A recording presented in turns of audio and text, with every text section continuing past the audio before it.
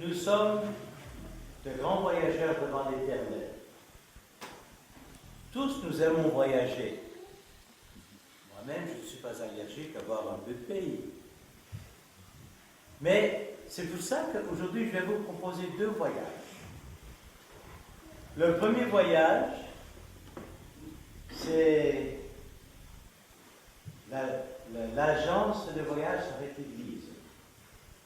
Et l'agent de voyage avec Jésus-Christ. Alors, il nous amène sur la rive occidentale d'un immense lac, une mer, véritable, la mer de Galilée. Et là, il va nous amener dans une ville qui s'appelle Capharnaüm. Et nous passons par un quartier pas des plus réputables. Nous avons à marcher un petit peu et là, nous allons trouver la maison d'un précepteur de taxes et d'impôts, un publicain, un pécheur, quelqu'un qui est exclu de la synagogue. Alors justement, il voit une enseigne sur la porte de la boutique et ça dit Matthieu, Lévi, précepteur de taxes et d'impôts, publicain. Alors, Jésus nous dit, nous allons rentrer. Nous allons voir ce qui va se passer. Il rentre, il dit 2 mots. Suis-moi. Et Matthieu, il laisse tout là. ses amis corrompus comme lui, voleurs, parce que les percepteurs de taxes, ce sont des voleurs, hein. Ils ont une mauvaise réputation, un peu comme nos politiciens d'aujourd'hui. Hein. Alors, il laisse tout, il laisse ses amis, il laisse l'argent, il dit viens manger avec moi.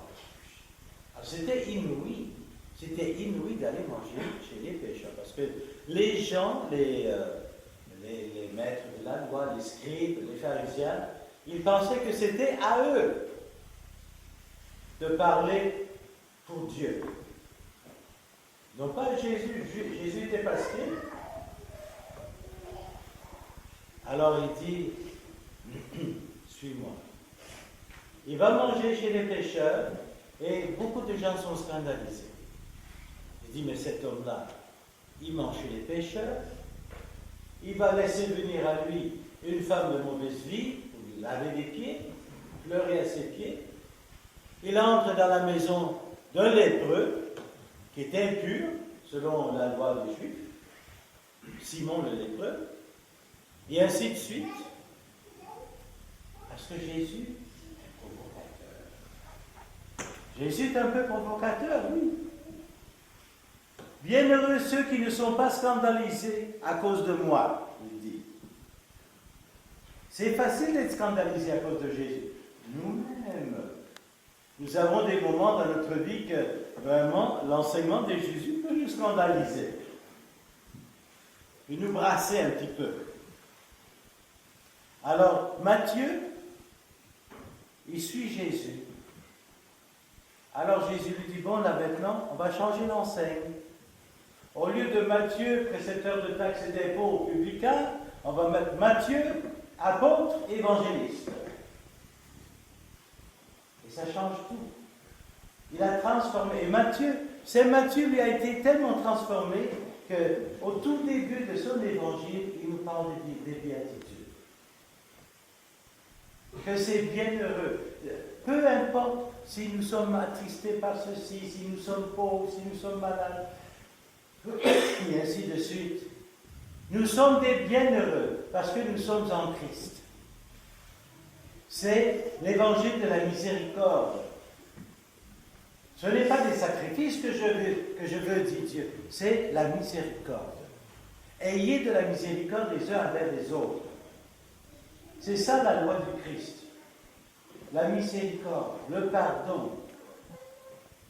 Vous savez, beaucoup de gens disent, oui, mais je prie, mais bon Dieu, on dirait qu'il ne répond pas à mes prières. Mais si nous prions mal, comment voulez-vous qu'il réponde à de mauvaises prières? Si nous disons, mon Dieu, pardonnez-moi mes péchés, qui sont probablement beaucoup plus énormes que je le sais, mais pardonnez-moi mes péchés, mais je ne pardonne pas mon prochain. J'ai une dent contre mon prochain. J'ai une dent contre les personnes qui méritent. Parce qu'on est facilement irrité. Hein. Ça ne prend pas grand-chose. On veut que tout soit selon notre façon bien cadrée, bien rangée, bien ordonnée de penser. Alors, nous, au lieu de voir notre prochain comme Dieu le voit, on le voit selon une vision humaine. Nous voyons selon une vision humaine. Et nous oublions parfois que tout concourt au bien de celui qui aime Dieu. Aimez-vous Dieu, peu importe ce qui vous arrive. Peu importe si vous n'avez pas assez d'argent pour payer le loyer. Ça arrive. Payer les impôts. Et payer les impôts. Et les taxes. Même dans le temps de Saint Matthieu, justement, il y avait même 1% de taxe seulement parce qu'on vit. Imaginez, une taxe sur la vie. 1%. Vous allez voir, un jour, ils vont inventer une taxe pour l'air que nous respirons. Oubliant que cet air que nous respirons, c'est l'air de Dieu. C'est cette énergie divine. Nous étions récemment dans l'Ariège, et à un moment donné, je marchais, et qu'est-ce que je vois? Je vois un chardon. Un beau chardon. Et sur le chardon, il y avait une petite coccinelle. Mais c'était mignon, là. J'avais jamais réalisé combien ça peut être beau un chardon. Je sais, si on est cultivateur, on ne les veut pas dans notre champ, ça envahit tout. Mais regardez la beauté, la finesse, la délicatesse d'un chardon. Les feuilles sont piquantes, mais la fleur est de toute beauté. Et vous savez, parfois on a comme des petits flashs, des petits moments, des petites lumières. Et là j'ai compris que cette petite coccinelle qui montait, le chardon, obéissait aux mêmes lois, en tout petit, que les lois cosmiques, que les lois de Dieu. Toute cette création, ça vient des lois que Dieu a en lui-même. C'est Dieu lui-même qui se manifeste à travers toute la création. C'est pour ça que nous ne devons jamais faire tort à rien de vivant. C'est le Dieu du vivant. C'est le Dieu de la vie. Et si nous avons à souffrir, Saint Paul nous dit, c'est rien en comparaison avec tout ce que nous allons avoir dans le paradis, dans l'autre monde. On ne peut tellement pas imaginer. On a, je ne sais pas, cette tendance toujours de s'apitoyer sur moi-même. Ah, j'ai mal ici, j'ai mal là, j'ai mal mangé, j'ai mal dormi. Quelqu'un a été un petit peu rude avec moi. On est pris dans ce tout petit monde. Nous ne voyons pas les choses comme Dieu les voit. Et c'est pourquoi parfois on mériterait que Jésus nous dise, comme il a dit à Pierre, arrière, Satan, mets-toi derrière moi. Satan, c'est Satan qui pense le contraire de Dieu.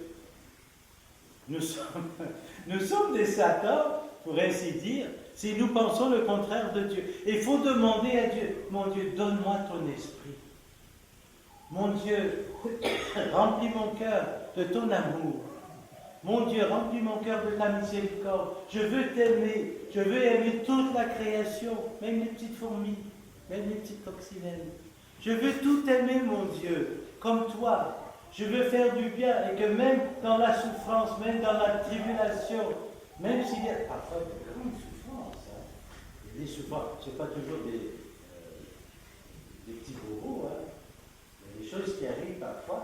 On voit des pays qui sont en guerre, par exemple, ou des pays où il y a des famines. On ne rit pas, c'est terrible. Mais même tout ça, c'est rien comparé à Dieu. Comme disait Saint Tugdual, il faut avoir la joie de continuer la passion de Jésus-Christ. Parce que cette passion de Jésus-Christ, malgré toutes les saletés de la terre, tous les péchés de la terre, le sang précieux, le sang divin de Jésus-Christ purifie tout ça. C'est rien pour Jésus de tout purifier ça. Le sang de Jésus ne peut pas faire autrement que de purifier les péchés du monde. C'est pour ça qu'il faut lui demander. Le deuxième voyage, vous avez promis 2 voyages, là on a visité Saint-Matthieu. Mais le deuxième Capharnaüm que je vous propose de visiter, c'est à l'intérieur de nous. C'est en dedans. C'est comme disent les Indiens, the cave of the heart, la caverne du cœur. La petite grotte du cœur. C'est là qu'on contacte. Effectivement, Jésus et Marie sont venus apparaître à Saint-François. Mais nous avons ça, nous. Nous avons cette petite grotte dans notre cœur. C'est notre esprit. C'est notre esprit où Dieu vient nous visiter, où nous pouvons converser avec Dieu. Lui demander, mon Dieu, je demande mal. Enseigne-moi à demander comme il faut. Enseigne-moi à changer ma façon de voir. Parce que tu m'as prédestiné depuis toute éternité, tu m'as prédestiné à être une louange vivante pour toi. Je suis prédestiné. J'ai une vocation, comme Matthieu avait une vocation, Matthieu était appelé. Nous aussi, nous sommes appelés. Nous aussi, nous avons une vocation, une élection. Et qui a fait l'élection? Ce n'est pas un homme quelconque. Les hommes peuvent se tromper. Parfois, les hommes se trompent. Ils nous pensent plus mal que nous sommes, souvent. Et parfois meilleurs que nous sommes, moins souvent. Mais c'est Dieu qui a décidé, le Dieu trinitaire, 3 fois Dieu, le Dieu saint, il a dit, toi, mon petit Mathieu, toi, ma petite Rosemarie, toi, mon petit Jacques, depuis avant que je t'ai créé, je t'ai appelé, je t'ai élu. Il faut que tu comprennes. Demande ma lumière, demande de voir les choses que moi je vois, afin que, comme c'est Matthieu, tu puisses accomplir ta si bienheureuse et sublime vocation. Il a été crucifié pour nous, sous Ponce Pilate, a souffert et a été enseveli, et il est ressuscité le 3e jour selon les Écritures, et il est monté au ciel. En divers lieux, que la voix de nos supplications monte jusqu'à tes oreilles clémentes, ô Dieu, et qu'ainsi tu nous fasses miséricorde par le Christ notre Seigneur, qui vit et règne avec toi et le Saint-Esprit au siècle des siècles. Amen.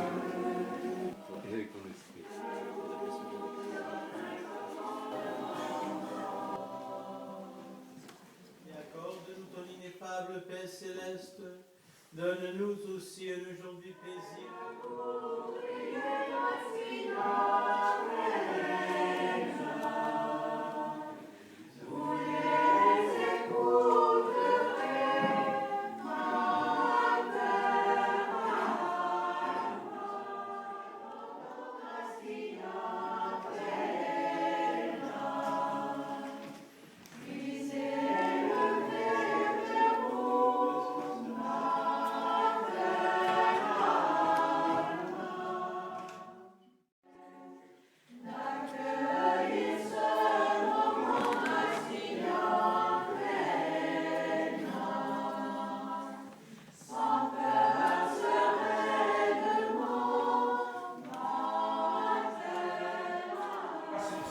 C'est le Seigneur qui nous bénit à travers tous les éléments de la terre, tous les animaux.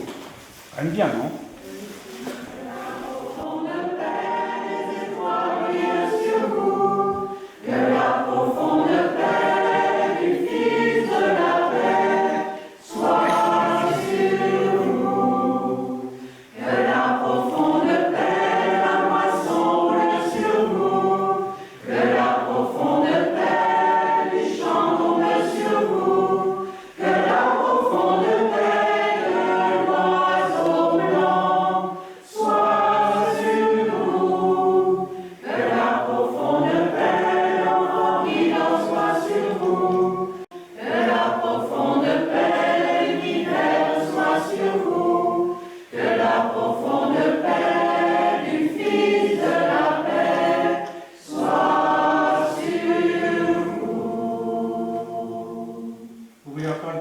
Maintenant, non? Ah oui.